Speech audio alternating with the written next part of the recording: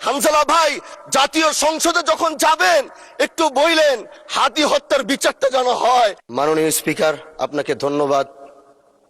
আজ জাতীয় সংসদে আপনি আমাকে কথা বলার সুযোগ করে দিয়েছেন। প্রথমে আমি আমার অঞ্চলের মাদারীপুর 1 শিবচরের প্রত্যেকটি মানুষকে আমি আন্তরিকভাবে স্মরণ করছি, যারা আমাকে এই জাতীয় সংসদে পাঠাবার জন্যে তারা সংগ্রাম করেছে, আন্দোলন করেছে, ইনসাফ প্রতিষ্ঠার সেই আওয়াজগুলোকে জাতির সামনে তুলে ধরে তারা আমাকে এই জাতীয় সংসদে পাঠিয়েছে। এই জন্য আমি তাদেরও কৃতজ্ঞতা জানাচ্ছি। আল্লাহ পাকের কাছে শুকরিয়া আদায় করছি। জীবনে অনেক জায়গায় কথা বলেছিলাম, কারণ আমরা যেখানে দাঁড়িয়েছি, বিশেষ করে আমি আবারও স্মরণ করতে চাই, বাংলাদেশ খেলাফত মজলিস থেকে আমরা 2 জন নির্বাচিত হয়েছি, তার মধ্যে আমি একজন।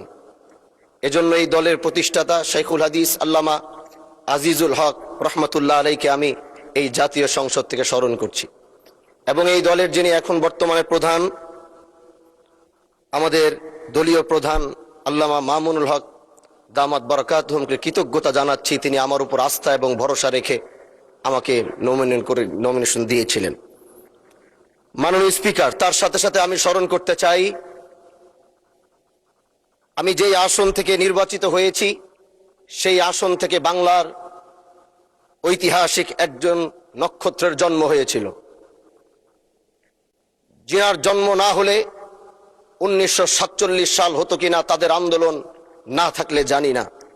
কারণ তিনারা নিজের জীবনকে বাজি রেখে ব্রিটিশ বিরোধী আন্দোলন করেছেন, এবং আল্লাহ পাকের কাছে অশেষ শুকরিয়া জানাই যে সেই ব্রিটিশ বিরোধী আন্দোলনের অন্যতম একজন নেতা হাজী শরীয়তুল্লাহ রহমতুল্লাহ আলাইহির সেই বংশের সন্তান হিসাবে আল্লাহ আমাকেও কবুল করেছেন।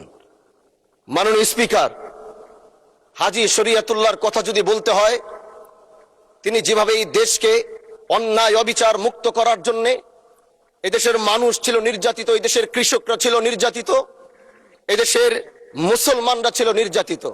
একদিকে ব্রিটিশ মুসলমানদের উপর অত্যাচার করছিল, আরেক দিক থেকে হিন্দু জমিদাররা তারা মুসলমানদের উপরে একচেটিয়া অন্যায় অবিচার স্ট্রিম রুলার চালিয়ে যাচ্ছিল।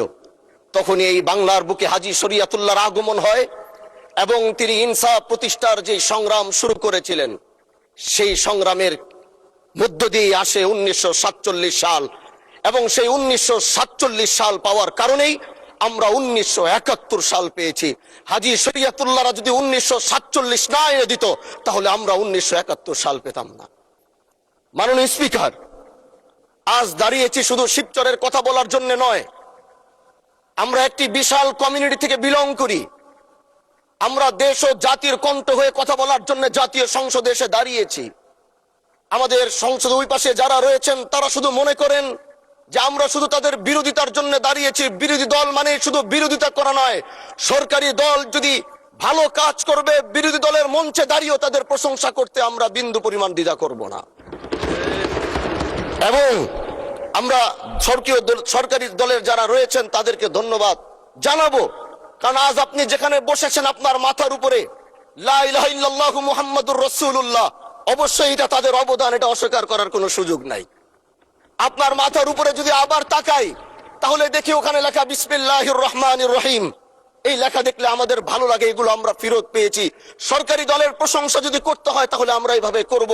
যখন তাদের প্রশংসা করা দরকার আমরা দাঁড়িয়ে প্রশংসা করব, যদি তাদের কোনো ভুল দিকে সেটা দাঁড়িয়েও এই বেঞ্চে থেকে আমরা তাদের প্রতিবাদ করব। এটাই আমাদের কাজ। মাননীয় প্রধান, আজ দাঁড়িয়েছি, হয়তো আমার কথা অনেক লম্বা, আমি জানি না আপনি আমাকে সময় দিবেন কিনা, কিন্তু আমি বলতে চাই মাননীয় স্পিকার, আমরা যেই জায়গা থেকে দাঁড়িয়েছি, বাংলার 30 থেকে 40 লক্ষ উলামায়ে কেরাম আমাদের দিকে তাকিয়ে রয়েছে, কারণ তাদের কণ্ঠ, তাদের সে আওয়াজগুলো আমরা যেন জাতীয় সংসদ থেকে দিতে পারি। তার মধ্যে অন্যতম একটি হলো মা কানা মুহাম্মাদুন আবা আহাদিম মির রিজালিকুম ওয়ালাকির রাসূলুল্লাহি ওয়া খাতামান নাবিয়্যিন ওয়া কানা আল্লাহু বিকুল্লি শাইইন আলিমা। আপনি জানেন, নবীর পরে আল্লাহ নবী হচ্ছে আমার ইমানের অংশ, আমার ইমানের পার্ট। তিনাকে ভালোবাসা, তিনার উপর ইমান, এটা আমার ইমানের অংশ। তিনি আমার শেষ নবী, যেটা কোরআন ঘোষণা দিয়েছে। নবীও বলেছে আনা খাতামুন নাবিয়্যিন লা নাবিয়্যা বাদি, আমি শেষ নবী, আমার পরে কোনো নবী আসবে না। কিন্তু মাননীয় স্পিকার, দুঃখের সাথে বলতে হয়, বাংলাদেশের এরকম একটি পার্ট রয়েছে, যেই পার্টের এক অংশ মানুষ তারা নবীকে অস্বীকার করে, তারা মুসলমান দাবি করে। এবং এই বিষয়ে অনেকেরই ধারণা আছে, তারা জানে এই আন্দোলন করতে গিয়ে অনেক মুসলমানকে রাস্তায় শহীদ হতে হয়েছে, আন্দোলন করতে হয়েছে। স্বাধীনতার পর থেকে আজও সে আন্দোলন চলছে, কিন্তু আজও পর্যন্ত সেটা পাইনি। আমি মাননীয় প্রধানমন্ত্রীকে বলবো, আপনি বাংলাদেশে একটি ইতিহাস রচনা করে যাবেন। আপনার মাধ্যমে যদি এটা স্বীকৃতি পায়, যারা নবীকে অস্বীকার করে তারা কোনোদিন মুসলমান থাকতে পারে না, এটা আইনের মাধ্যমে, এটা বাংলাদেশের পার্লামেন্ট থেকে ঘোষণা হবে, সেটা আমরা চাই। মাননীয় স্পিকার, আরেকটি কথা, আপনি জানেন আমরা আমাদের নবীকে সবচেয়ে বেশি ভালোবাসি, যিনি আখিরি নবী, যাকে বলা হয়েছে ওয়ামা আরসালনাকা ইল্লা রাহমাতাল লিল আলামিন। আমরা বারবার দেখছি কিছুদিন পর পর কারা যেন কিভাবে এসে আল্লাহ নবীর শানে কটূক্তি করে, নবীকে নিয়ে অশ্লীল ভাষায় গালিগালাজ করে, নবীর শানে কটূক্তি করে। এই আন্দোলন, এই সংগ্রাম করতে গিয়ে আপনিও মাননীয় স্পিকার দেখেছেন, রাস্তাঘাটে আন্দোলন করতে গিয়ে কত মানুষ মৃত্যুবরণ করেছে। যদি একবার বাংলাদেশের আইনে, কারণ মুসলমান যদি আমাদের বাংলাদেশের পার্সেন্টেজ অনুযায়ী আমাদের অবশ্যই মুসলমানদের সংখ্যা এই দেশে অনেক বেশি। আমরা তো অন্য কিছু চাচ্ছি না। এই দেশের মানুষ নামাজ না পড়লেও যদি কেউ নবীকে কটূক্তি করে, তার কলিজা ছিঁড়ে যায়, সে রাজপথে নেমে যায়। আমি বলবো, যারা নবীকে কটূক্তি করে, নবীর নামে গালিগালাজ করে, এদের মৃত্যুদণ্ড, এই আইনটাও যেন বাংলাদেশের এই সংসদ থেকে পাশ করা হয়। মাননীয় স্পিকার, এই কথাগুলো বলতে গিয়ে অনেক কথা হারিয়ে যাচ্ছে। এলাকায় বলেছিলাম যে আমরা ন্যায়ের পক্ষে কথা বলবো, ইনসাফের পক্ষে কথা বলবো।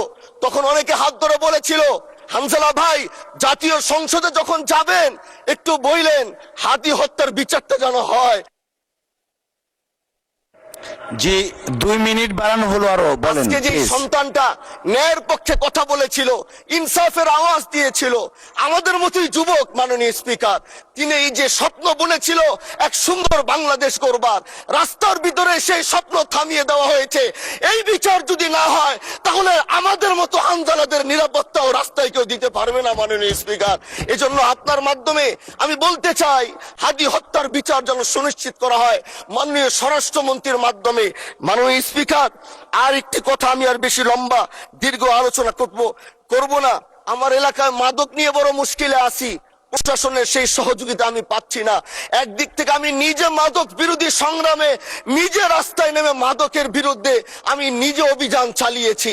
এবার তাদেরকে একদিক থেকে ধরে যখন প্রশাসনের কাছে ইয়াবা সহ গাঁজা সহ দেওয়া হয়, তখন তারা একদিক থেকে আসে, কোর্টে চালান করে দেয়। একদিক থেকে গোটা দেশ বলছে এই দেশ মাদক মুক্ত করতে হবে, আরেক দিক থেকে যখন তাদেরকে আমরা কোর্টে চালান করছি, 3 দিন থেকে 4 দিনের মাথায় জামিন নিয়ে এলাকায় এসে আবার মাদক ব্যবসা করছে। এই জন্য মাননীয় আইনমন্ত্রীকে বলবো, আপনি এই ইয়াবা গাঁজা যেই বড় বড় নেশাগুলো আমাদের দেশে বেশি সচরাচর চলছে, এই বিষয়ে আইনটাকে আরেকটু মজবুত যদি করবেন, তাহলে আমরা মনে করব আমরা এই দেশ আর এই সমাজটাকে আমরা হয়তো আগামীর বাংলাদেশ, আগামীর যারা যুবক, মাননীয় স্পিকার, আপনার খারাপ লাগবে, যুবকগুলো গ্রামের তারা ধ্বংস হয়ে যাচ্ছে। আমাদের চোখের সামনে যখন একজন যুবক ধ্বংস হয়ে যায়, এটা অন্যরা মেনে নিতে পারলেও আমাদের পক্ষে মারা বড় কষ্ট হয়ে যায়। আমরা দেশটাকে বাঁচাতে চাই, আমরা আগামীতে ওরকম কিছু যুবক তৈরি করতে চাই যারা নেশা ধরবে না, তারা পড়াশোনা করবে, তারা দেশের জন্য ফিকির করবে। মাননীয় স্পিকার, আমি সত্যের পক্ষে থাকব, আমি অন্যায়ের বিরুদ্ধে সোচ্চার থাকব, আমি গণমানুষের কণ্ঠ হয়ে করব। আমি এমন ধন্যবাদ মাননীয় সদস্য, অসংখ্য ধন্যবাদ।